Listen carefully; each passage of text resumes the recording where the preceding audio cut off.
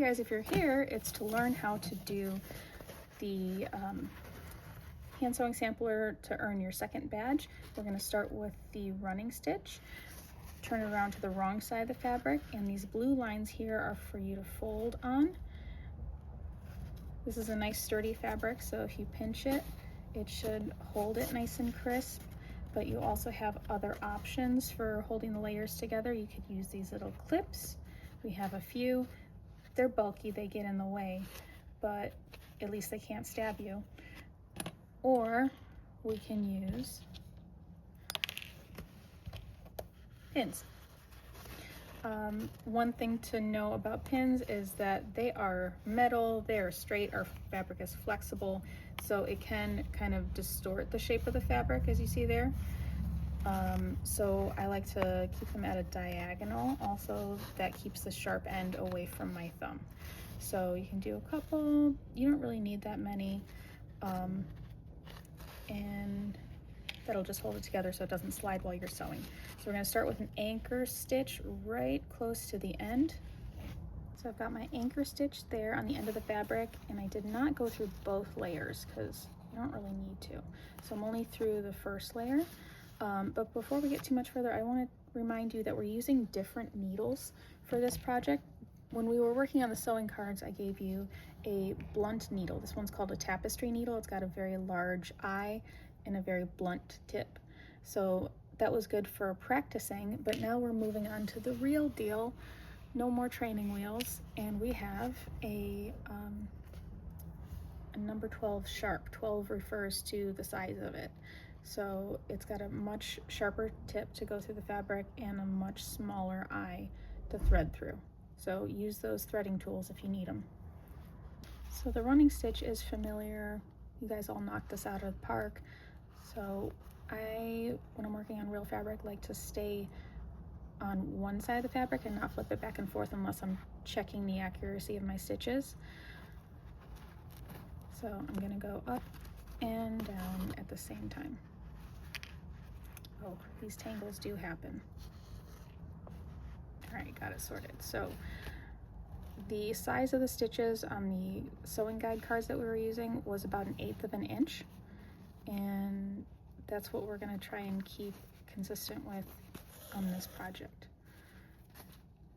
And as I'm sewing, I can use my thumbnail to feel for the edge of the needle, and if that looks a little too big, I can very easily push it back to make a smaller stitch to keep it consistent.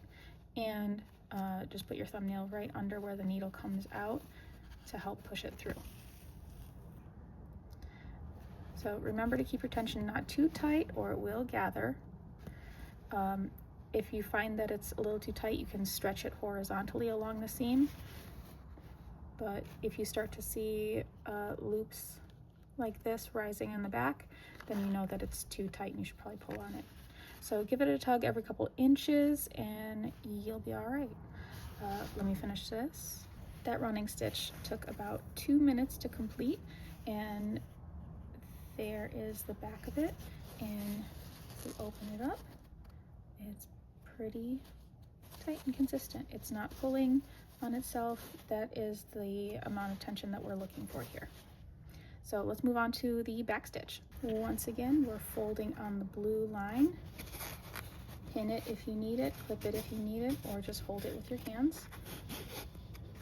Anchor stitch all the way on the end.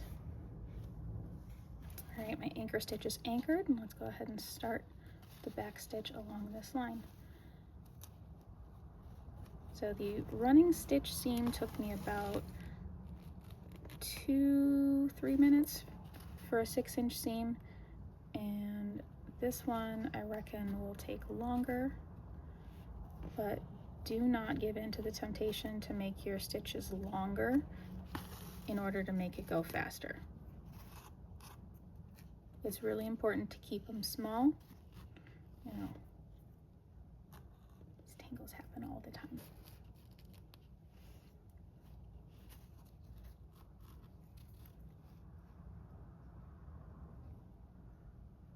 Just loosening that up.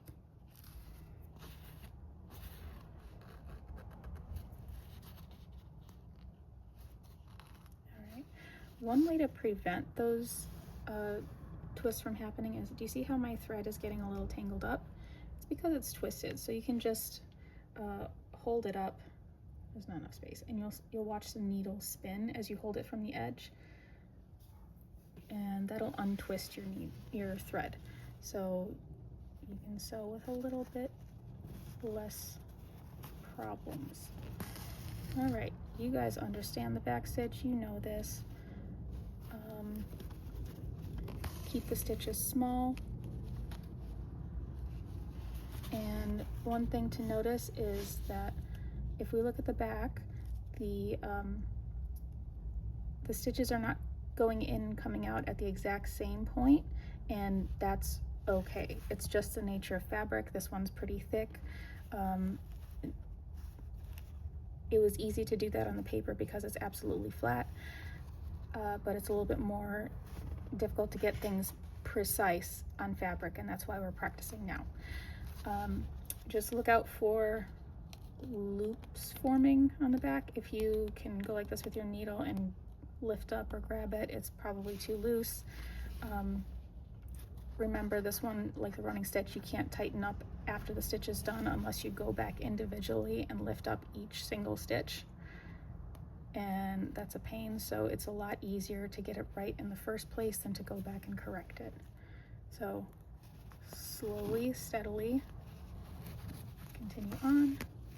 I'll see you back when it ends. All right, this one took about 10 minutes, so way longer than the running stitch. It took up way more thread, but is also so much more secure. Look at the tightness and consistency of that compared to the running stitch, which does form little puckers, and this one's not going anywhere. So we're done with that. Let's move on to the invisible stitch. And the previous ones had blue lines where you're folding. With the invisible stitch, if you remember, we're folding and sewing on the same line. So fold this way on the red line, make yourself a nice crease, and fold the next one. And just like we did on the paper, we're going to bring these two together. So we want it to look like the top of a paper airplane, or like, I don't know, lips. And we're just going to make sure that those are right on top of each other. I'm going to use a couple pins to hold that in place. This one is a challenge to get into position, but I know you can do it. So I've got this all lined up. I can see red on each side all the way down. And with the invisible stitch, we are sewing on the right side of the fabric, and our anchor stitch should go on the wrong side of the fabric. So we're going to need to open it up and put the anchor stitch in here. All right, the anchor stitch is in, and we're going to push the needle through the front of the fabric. And now we're working on the right side of the fabric. So I'm going to continue pinching the fabric like this as I sew, and I'm going to first take directly below, let's get this in focus first, directly below that stitch, we're going onto the other side and picking up a very small stitch.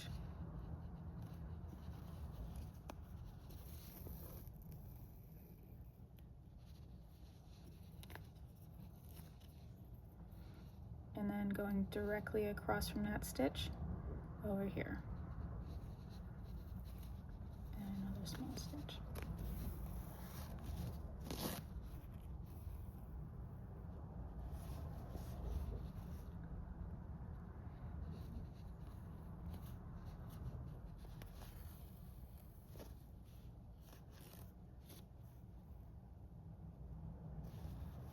So what we've got forming so far should be more or less parallel lines.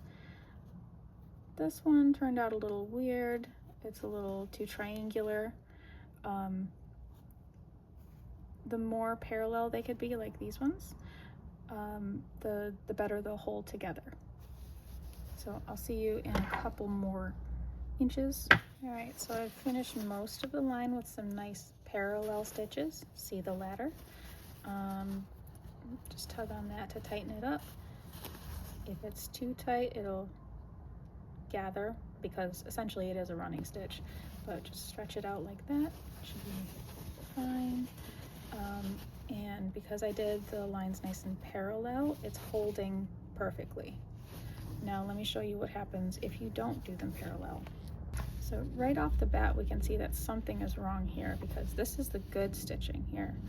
The thread is not visible, it's invisible.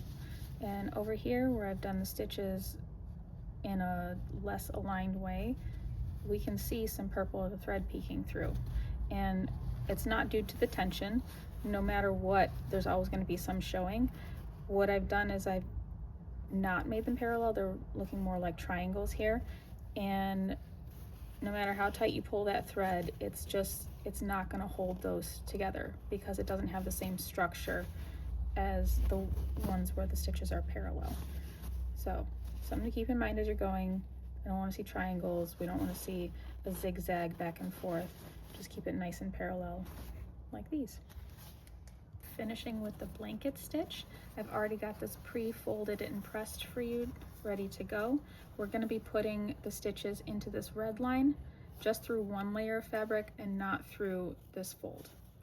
Now with the blanket stitch, it's an edge finishing stitch, so both sides are kind of the right side. This would be on a finished garment or maybe on the inside of a seam. There's no real wrong side here, so the place where I would put the anchor stitch would maybe be right in here, so that when it's folded over, it's hidden. All right, I'm anchored in underneath, and we're starting with the needle going forward towards you. And remember, we're going to want to keep these loops on the edge of the fabric. So that's stitch number 1. Stitch number 2 will be in the same place. And we're going to grab one of those threads to form the square shape of the next stitch, which is going in forwards. Now, you will notice that I'm doing this upside down compared to how the author of our book does it. I find this easier because, for one, I'm holding the edge right here in my fingers, and second, oh, oops, my mistake. I find it easier to hold and maintain tension when I'm guiding the needle up. So I like going up, and then the point of the needle sits there, and then we wrap it, and then our stitch is already in place.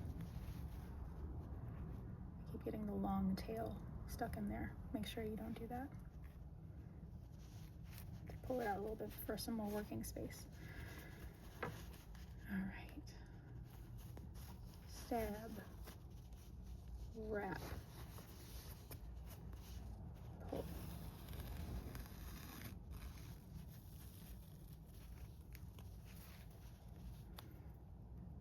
And those first stitches look like garbage, but that's okay. The rest of it won't. Stab, wrap, pull, and so on. Even though I've been doing this for a really long time, it took a bit for me to find a rhythm. Now I've got it. And just like with the back stitch, it's a lot easier to make sure that each stitch is correct as you do it than to go back and fix things that you might have done wrong in the beginning. So with this upside down, I can hold this thread so that I consistently have the edges of those stitches, the horizontal part of the stitch, right on the edge of the fabric. And it helps me form each stitch and align it as I'm going through.